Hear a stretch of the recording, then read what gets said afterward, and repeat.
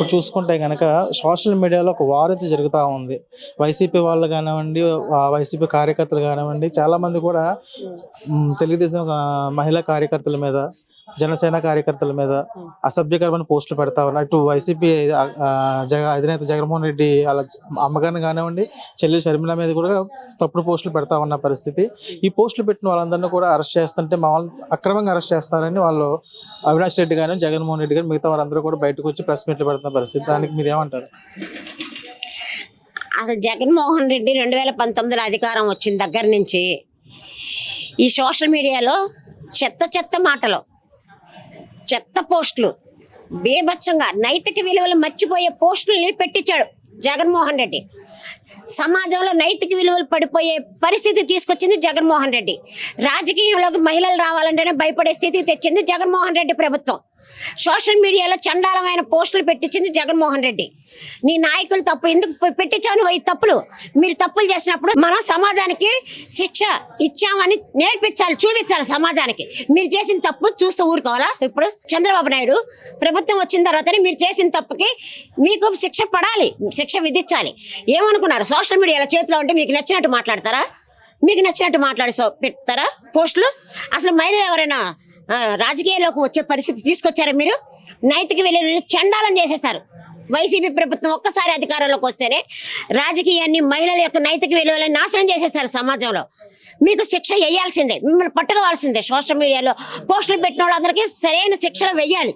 అయితే చూసుకుంటే మనం నిన్న జగన్మోహన్ రెడ్డి గారు పెట్టిన ప్రెస్ మీట్లో మాట అన్నారు, కర్మ సిద్ధాంతం అంటే ఒకటి ఉంటుంది, అది కంపల్సరీ మీరు అనుభవించుకుంటారు అని చంద్రబాబు నాయుడు గారిని వాళ్ళు పాయింట్అవుట్ చేసి మాట్లాడడం జరిగింది. కర్మ సిద్ధాంతం అనేది ఇప్పుడు ఇవేళ్ళు అనుభవిస్తారా, టీడీపీ వాళ్ళు అనుభవిస్తారంటారా? అసలు కర్మ సిద్ధాంతం అన్న మాటకి మాట్లాడటానికి అనర్హుడు జగన్మోహన్ రెడ్డి.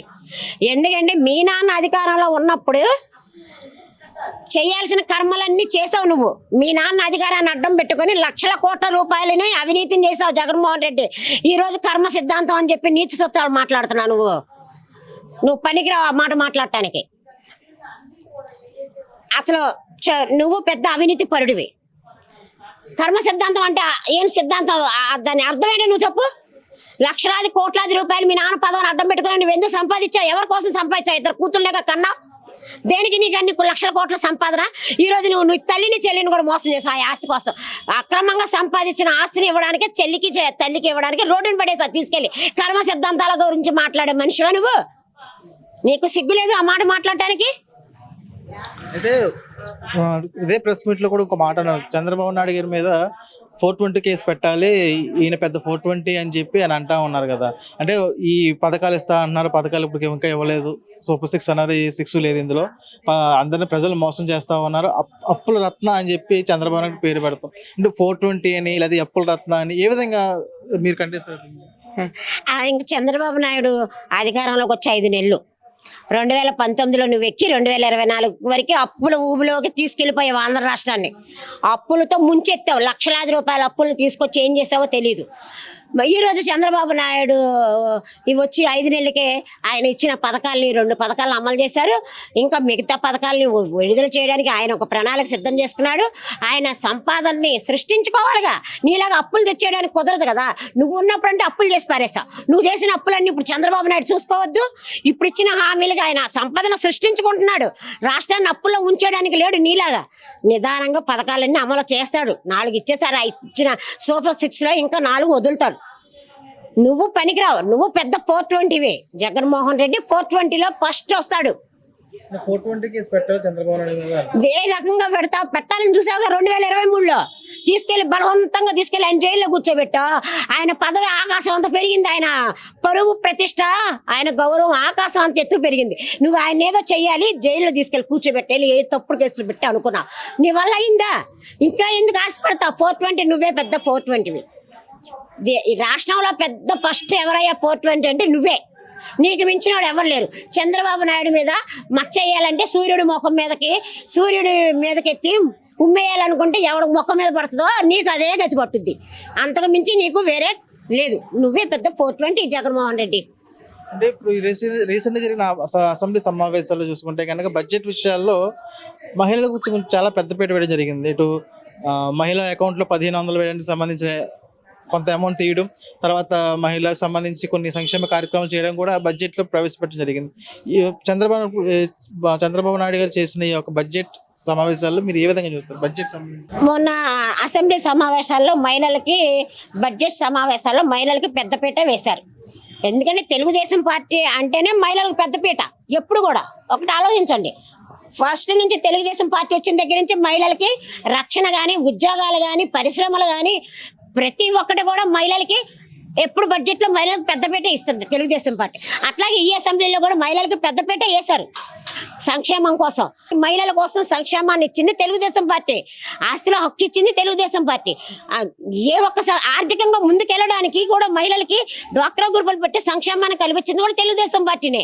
ఈ రోజు లక్షలాది రూపాయల అప్పుల్ని బ్యాంకుల్లో తెస్తున్నారంటే డ్వాక్రా గ్రూపుల మహిళలు ఆ రోజు 5,000, 10,000 అప్పు తెచ్చుకోవాలంటే నానా రకాలుగా ఇబ్బంది పడేవాళ్ళు.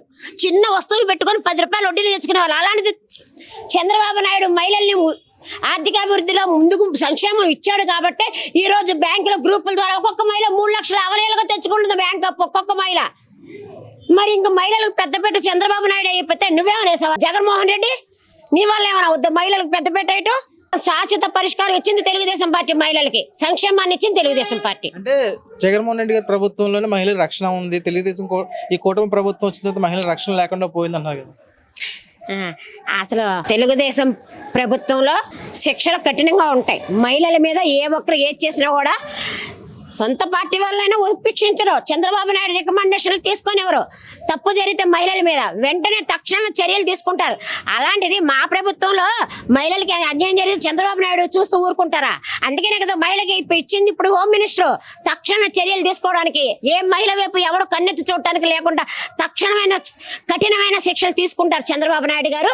మా తెలుగుదేశం ప్రభుత్వంలో ఆ మహిళల మీద అఘాయిత్యాలు, అకృత్యాలు జరగడానికి వీల్లేదు. మా తెలుగుదేశం ప్రభుత్వం ముందే ఉంటుంది మహిళల కోసం. ప్రభుత్వంలో మహిళలు భద్రంగా ఉన్నారు రాష్ట్రంలో.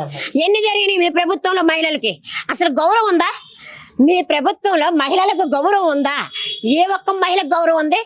పెద్ద స్థాయిలో ఉన్న కుటుంబంలో ఉన్న మహిళలకే గౌరవం లేదు, ఇంకా కింద స్థాయిలో మహిళలకి ఎవరికైనా గౌరవం ఇచ్చిందా నీ పార్టీ? నీ పార్టీలో ఉన్న వ్యక్తుల్ని మహిళల్ని ఎంత కించపరిచారు? మహిళల గురించి మాట్లాడే పరిస్థితి అనేది జగన్మోహన్ రెడ్డి నువ్వు కంట్రోల్ చేయలేకపోయావు. కావాలని మహిళలు కించపరిచి ఇళ్లలో ఉన్న మహిళల్ని బయట లాగిచ్చి నువ్వు తిట్టించిన మొగోడే నువ్వు. మహిళల గురించి మాట్లాడతావా నువ్వు? ఈ రోజు నీ తల్లిని చెల్లి గురించి పోస్టులు పెడుతుంటే నోరెత్తలేను నువ్వు. కుటుంబం గురించి నువ్వు పట్టించుకోలేవు. ఈ రోజు రాష్ట్రంలో ఉన్న మహిళల గురించి చంద్రబాబు నాయుడు నుంచోపోతే నువ్వు నుంచోగలవా? మహిళలకు రక్షణ ఇచ్చేది కానీ, భద్రత కల్పించేది కానీ తెలుగుదేశం పార్టీనే. అంతే, ఇంతకు మించింది వేరే వాళ్ళు లేరు. Thank you.